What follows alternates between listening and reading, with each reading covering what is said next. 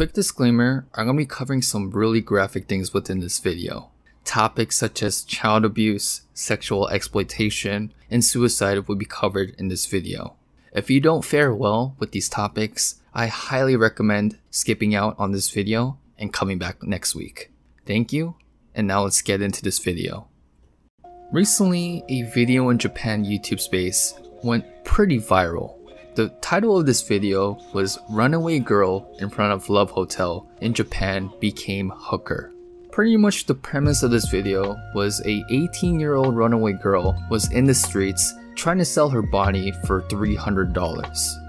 Not gonna lie, this was an extremely difficult video for me to watch, because here you have a teenager girl who is clearly homeless and completely abandoned in a dangerous part of Tokyo. Typically for girls her age, they would just be in their warm homes tucked in some kotatsu, but instead, she's out here in the streets desperately trying to capture a Patreon to escape the cold December weather. Thankfully, the YouTuber of this video, Yuki, went out of his way to just talk to this girl and listen to her story. He asked her, "Why are you out here?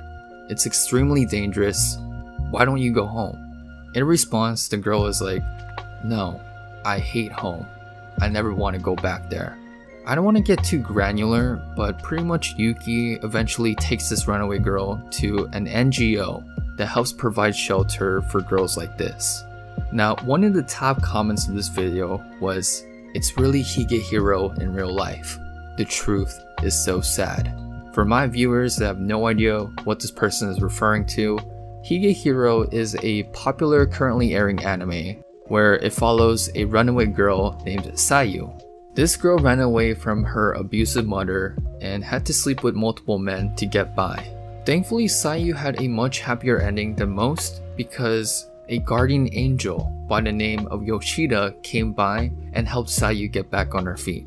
However, taking a step back and watching this anime and also watching this viral YouTube video, I've been stuck with the question, what about all the girls that didn't have a Yoshida? What about all the girls that have been completely disregarded from Japanese society? What happens to them? This itching question prompted me to go down a rabbit hole, and I found myself reading through 20 different studies and articles around this topic. And the product of all that reading is this very video in front of you. I would try my best to explain this deep-rooted issue of Japan, but I do want to caveat that this is a very multi-layered and complex issue. It's something that can't be explained in a simple 15-minute YouTube video. However, I hope that this video would shed some light on this growing issue. So just from all my reading of these different articles and studies, I've noticed this trend between three different groups. At the top, you have the section of teenage runaways. The second group is the buyers of JK businesses. And the last group are the actual recruiter of these runaway girls. Firstly, let's take a quick look at the buyers of JK businesses. To give you a quick definition of what a JK business is, this is a practice of compensated dating with an adolescent girl. JK stands for joshi-kosei, which means female high school student. In Japan alone, there are 300 JK businesses where older 40 to 50-year-old men will pay high schoolers in the range of $50 an hour. They would hold hands, go for walks, and even snooze on the lap of these different high school girls. One study has shared that approximately 5,000 teens earn cash this way. And to take things a little further, there are definitely more extreme cases of this. Firstly, you got peep shows, where JKs would sit behind one-way mirrors in their school uniforms, posing according to the customer's request. You also have buru sero, where teenage girls will be selling their unwanted uniforms, underwear, and swimwear. Lastly, you got Enjo Kosai, where middle-aged men would offer financial support to teenage girls in return for a sexual relationship. Now you might be like, what the f***? How could Japanese men do such things? To explain in layman's term, Kazue Buta professor of sociology and gender studies at Osaka University, explains Japan is a patriarchal society, and it has this mentality that the young and seemingly innocent are valuable and more alluring. In other words, the fetishization of Japanese schoolgirls have been deeply ingrained into Japanese culture. Sitting across the consumer of these JK businesses, you of course have the scouts of the actual establishment themselves, and for more nefarious JK sexual exploitations.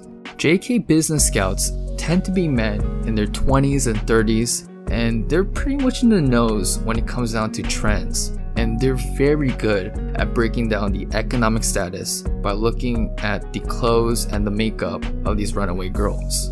Mind you, these scouts are able to easily manipulate these girls because of the girls' poverty and low self-esteem background. I mean, think about it, especially being a hungry and abandoned 17-year-old girl and all of a sudden getting approached by one of these very charismatic men. They start telling you things that like, you're beautiful and I'll promise you a life of exotic photo shoots and star-studded parties. Many of these vulnerable girls are obviously going to give in. Sadly, there's even more extreme cases where hundreds of young Japanese women are coerced into pornography by tricksters pretending to be a legitimate modeling agent. These girls unfortunately then get trapped into these different slave contracts, and they get bullied into sexual acts before rolling cameras.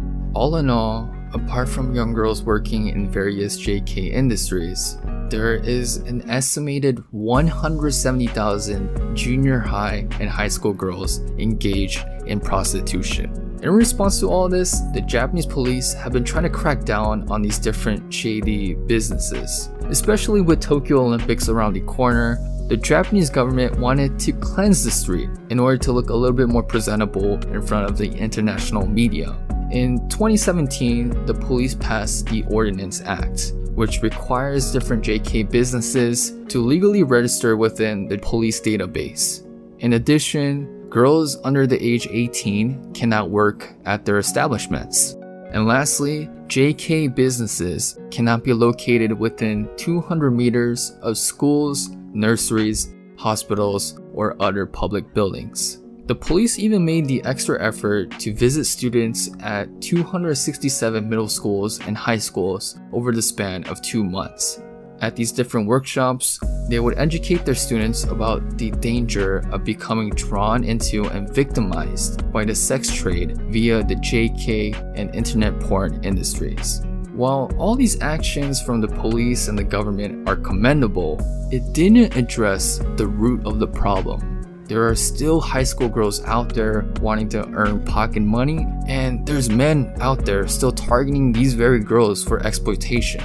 Thus, this Ordinance Act kind of backfired in the sense that now these very JK businesses are operating under new names, and scouters are now shifting their recruitment efforts towards Twitter and Line.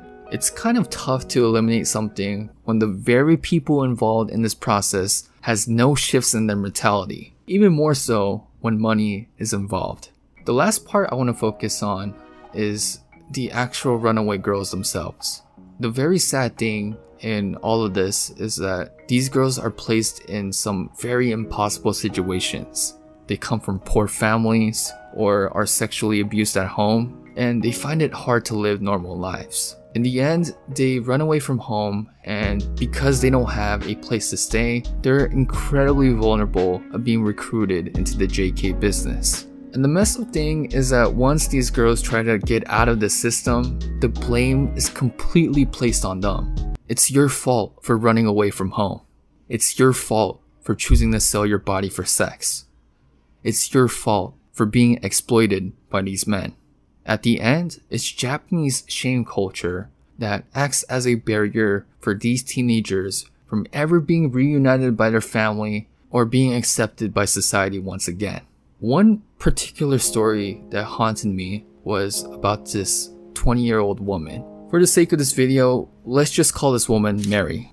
Mary in present day gets by posting online messages such as, "I have no place to stay." In response, she would get floods of messages from strangers such as, "You can use my apartment in Tokyo. You don't need to pay, you can live there yourself, and I will not be there."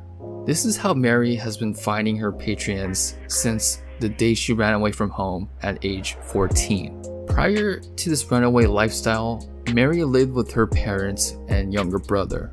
Her father worked as an association staff member and would often punch and kick her and her mother when he was in a foul mood. There was even this one time where he pushed her down the stairs.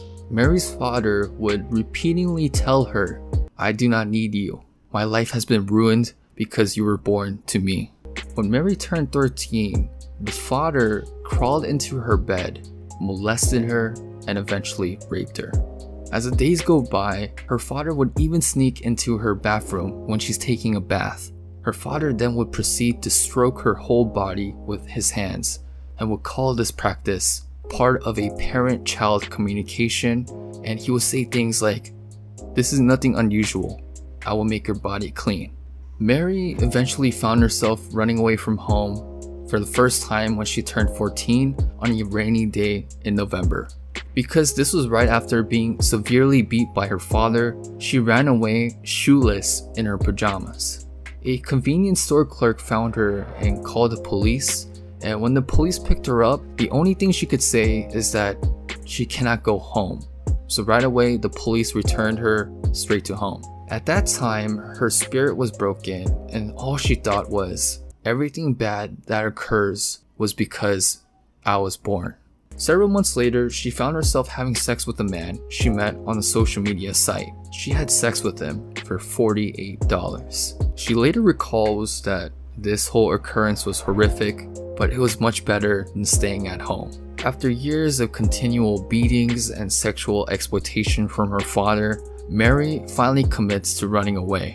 With no money and not even a high school diploma, she finds herself sleeping with many different men just for some food and shelter. Many of these men were company salary men in their 30s and 40s, and they would just use her for sex. She estimated that she slept with over 100 patrons, who she would live with for several weeks to an entire year. Among all of them, they all demanded sex. Looking back, all Mary wanted was a moment of warmth. She felt so abandoned by the world that the only moments she would feel any significance is if she slept with a random man. She was so indifferent to everything that the only emotions she would feel is when she would cut herself with a utility knife, or as if she takes psychotropic tablets. It seemed like it was completely over for her. Thankfully, a year ago, she started to turn her life around. A support group online helped her receive public livelihood and even assisted her in finding a home. Today, Mary is fighting her demons on the daily. She fights the demons of loneliness and strong impulses to find empty happiness from shallow sex. Mary ends her story with, "I managed to survive one day at a time and just repeat doing that."